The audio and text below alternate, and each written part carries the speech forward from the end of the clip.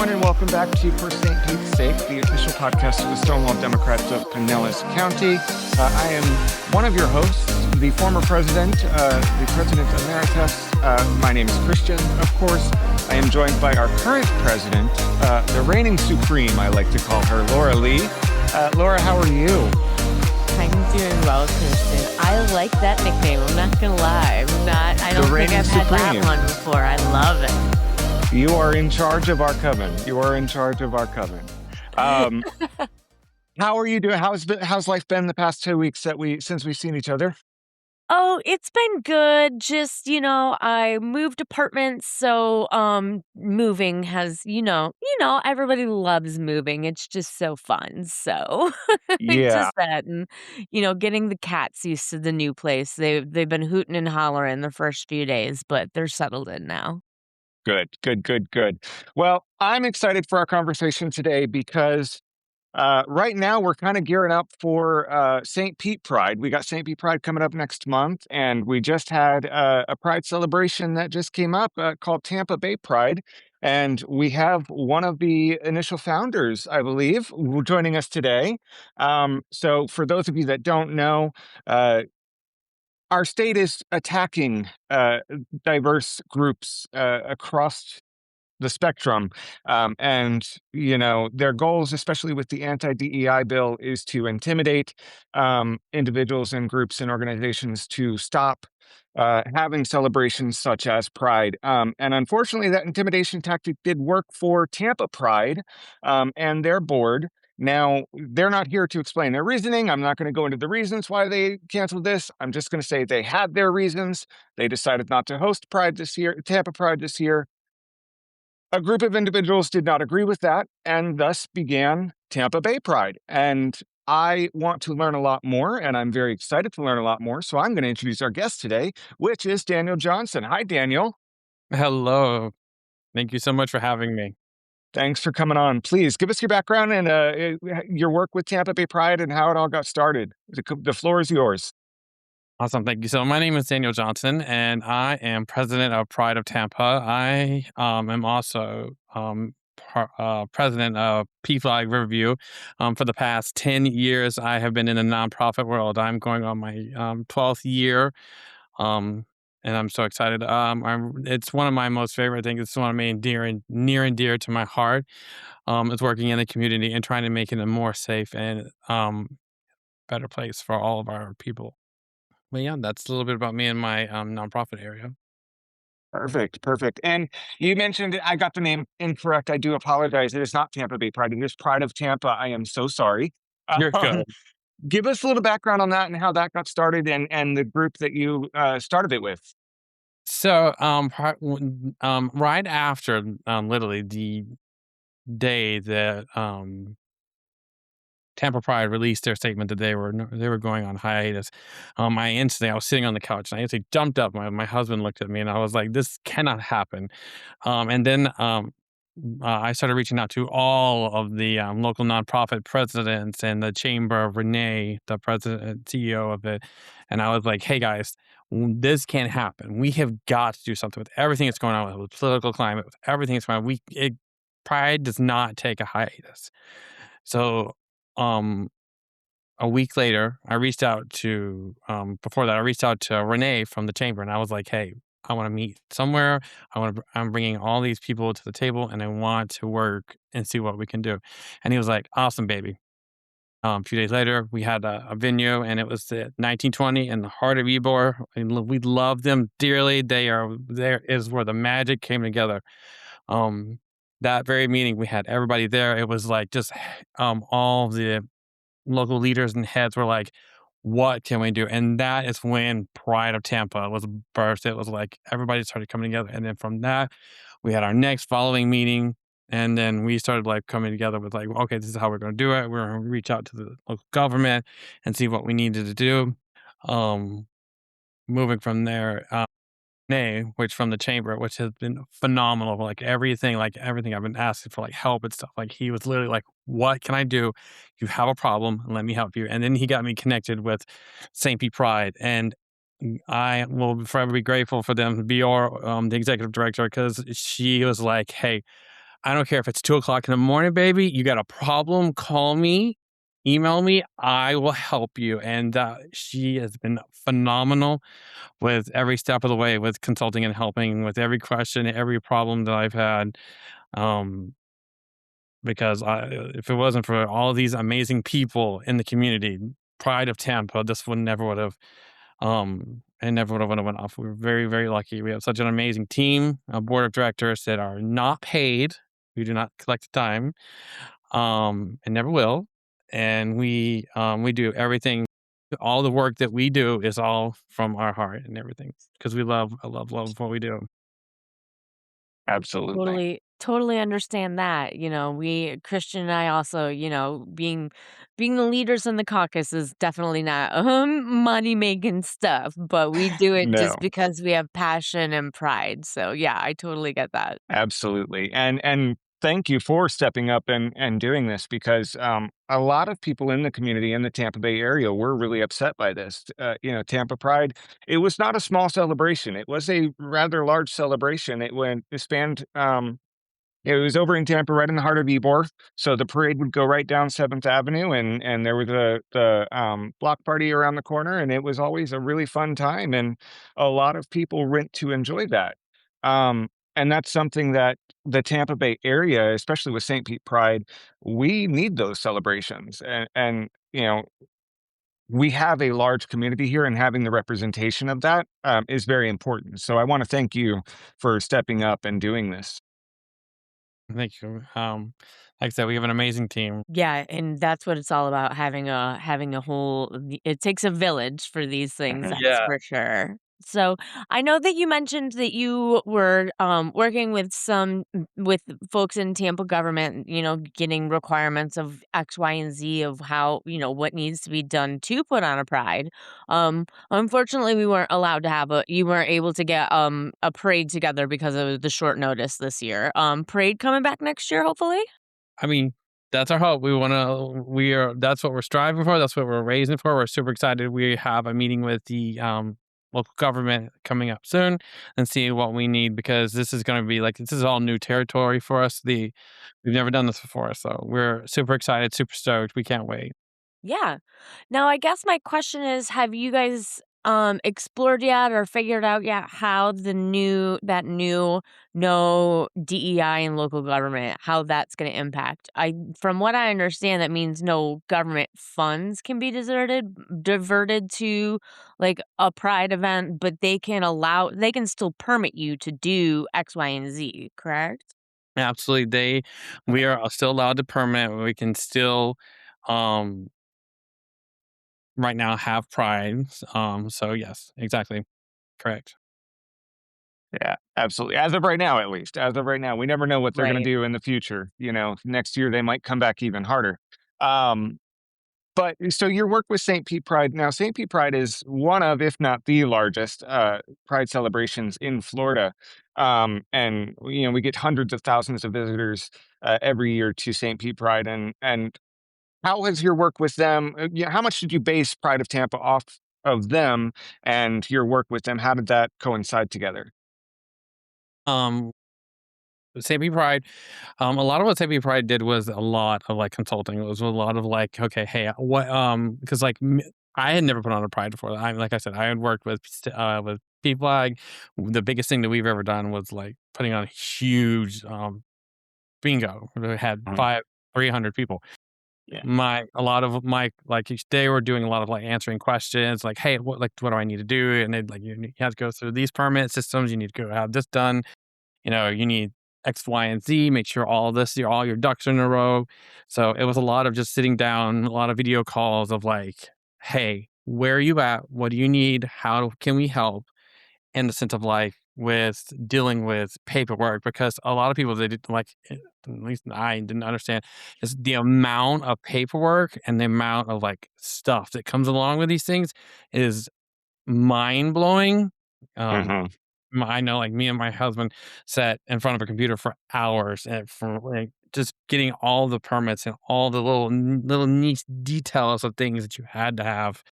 So the thing to, for the pride be t for excuse me, for pride to, um, be successful. and everything you needed.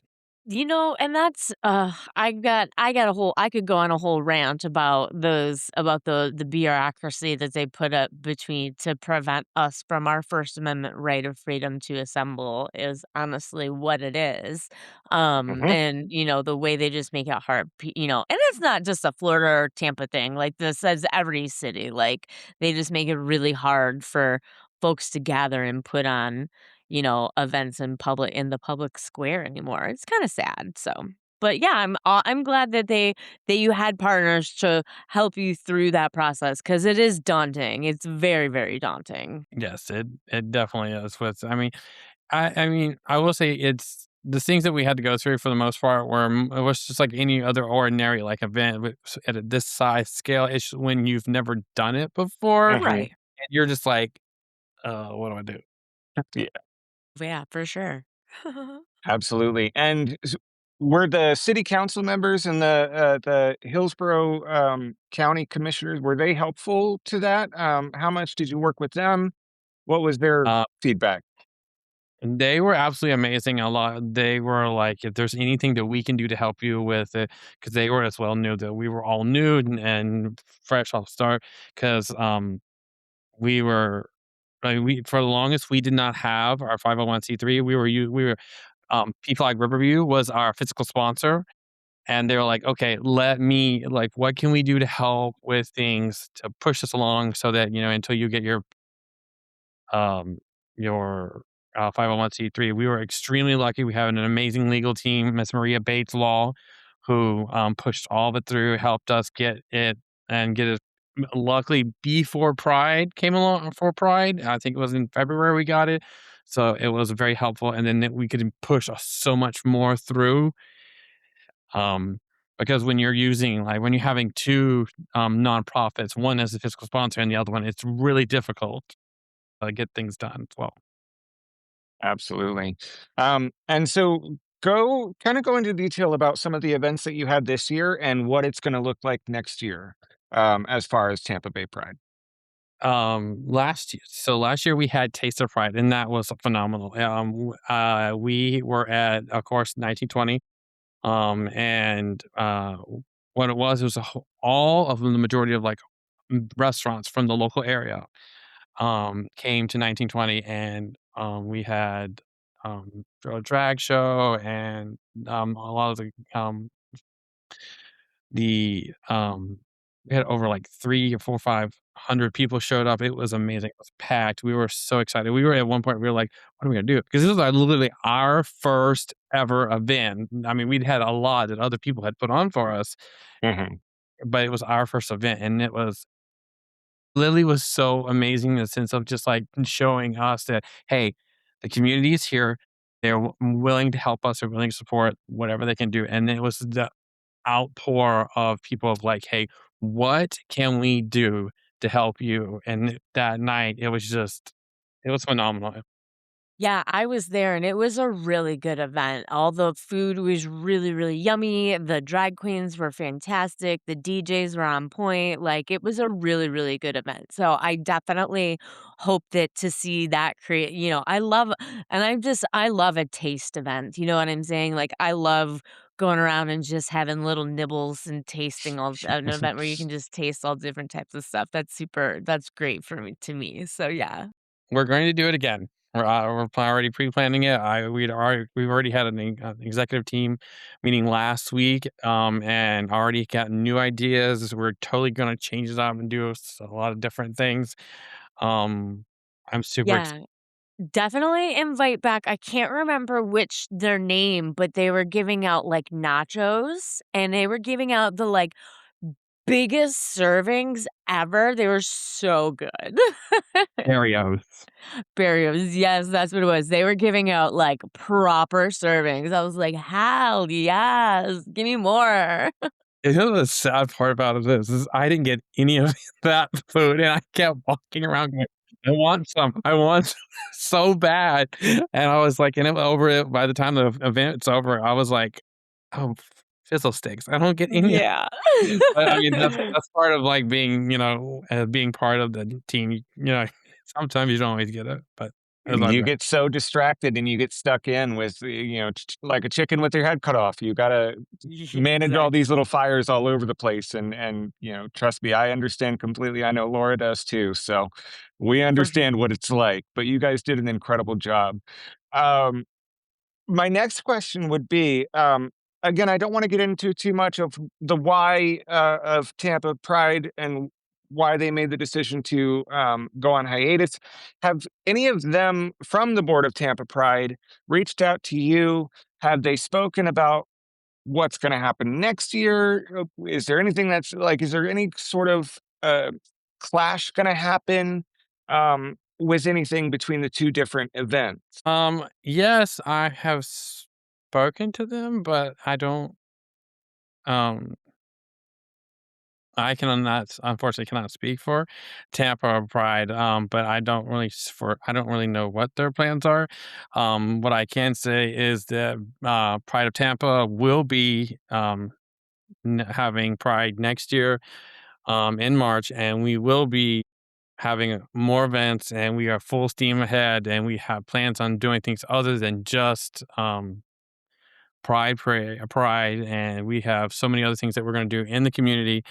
We're just so excited, and we just can't wait to get it going. Absolutely. I Absolutely. love that. I did the other event that I went to for Tampa Pride was the Sapphic party, which I think was the same night as like the main party because we got bumped over to Siren because the other party was at 1920 where it was for us, the year before.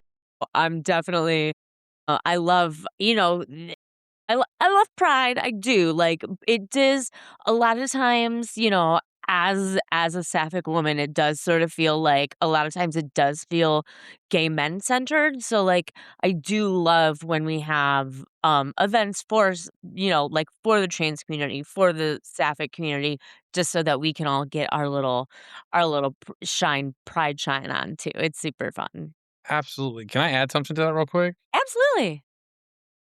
That is one thing that we at Pride of Tampa really care about and really want it to not just be Pride, not just to be focused on one group. We want everyone. We want everyone to feel included, and that's why the before Pride, we wanted to try to make as many as events and try to partner with as many as people as we could, in what short time we had to try to make sure that everybody felt like,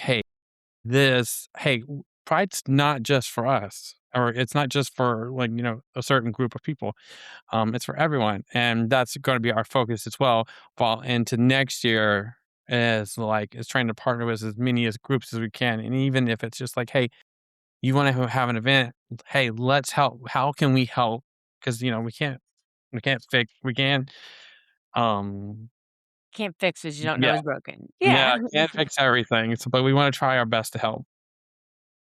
Yeah, and I'm sure you Absolutely. guys have connected with the, Hillsborough County, LGBTQ caucus because 'cause they've done a lot of really good work about connecting with the community, especially in Ybor, since that is, the gayborhood over in Tampa is pretty much Ybor, so, yeah, I love that, that's because I think that is super important, and that's something that we here in Stonewall are working on too, is that we wanna get out, over here in Pinellas County, focusing on, like, South St. Pete, and just say, like, meet people where they are, like, not just coming to ask you for your vote, but, saying, like, "Hey, we're here. What's up? What do you need? What do you want out of your elected officials? What do you want out of a Democratic Party to fight for you?" So, like, I love that you're starting with meeting the community and getting figuring out how we can be more intersectional with our celebration. Yeah, absolutely. And with that in mind, can you give us any hints about what you're planning for next year?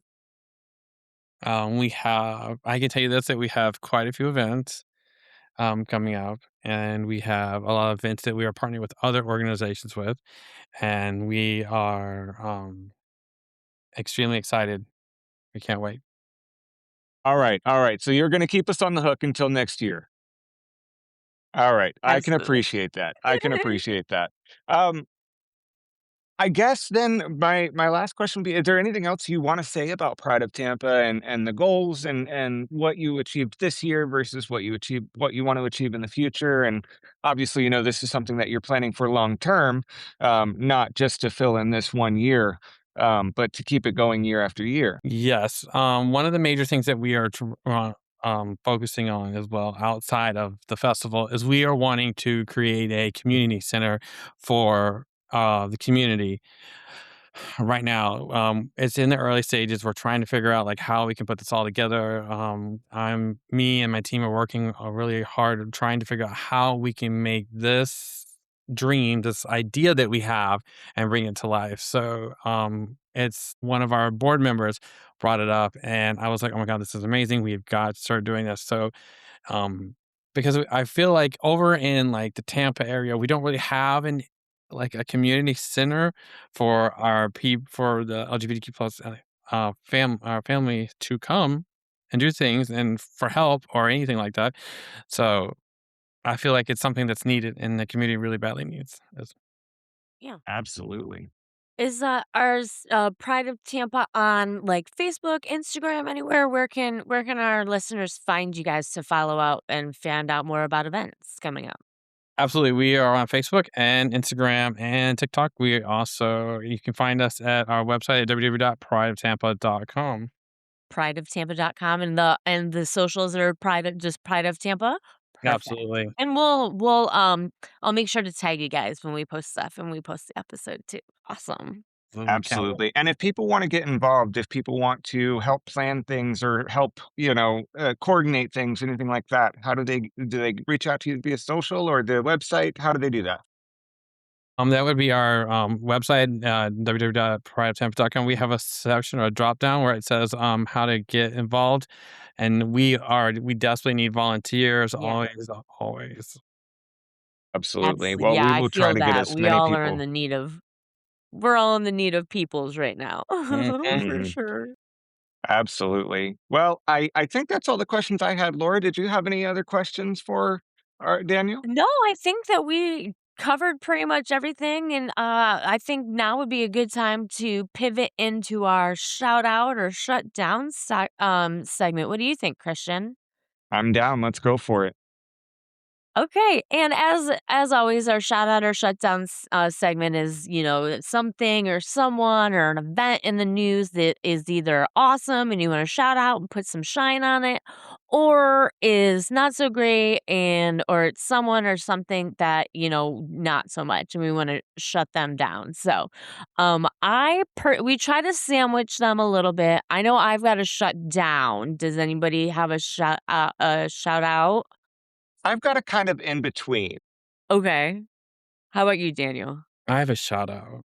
All Okay, right. you So will we'll let you go go last. we'll go you last so we can end on a positive note because mine Yeah. is a shutdown and it's not positive. I wanna shut down the Hunt virus and whatever it's like there it's the virality is less than COVID, but the, like, lethality like, the virality, meaning, like, how fast it passes is less than COVID, but it's way worse than COVID. It's in, like, Switzerland now. These people were on a boat, like, there were, like, 8 people have been infected, 3 of them have died, so, like, I think I've seen this film before. And I didn't like the ending, like, Oh my oh, nope, God. nope, can't do it. So, I'm shutting that down. I can't, 2026 was supposed to close the portal that we opened in 2020, like, we can't bring it back. I'm So that's having my trauma shutdown. flashbacks. I'm having trauma flashbacks. I know. Oh God. Okay. So definitely something to be on the lookout. What was it called again? It's called the Hantavirus. It's like Hunta. HANTA. I was thinking when you Hantavirus. first said that, Okay. I was like, did she say? I was trying to like, And it's got an 8-week incubation period, so, Oh, it could be gnarly, but we're hoping it won't be anything. Lord, I all work at right. a school. Yeah. Oh. God. Well, definitely something to keep our eyes out and our Yeah. ears open to. Oh God. Yeah. social distance, wear your mask if it comes to that. Exactly.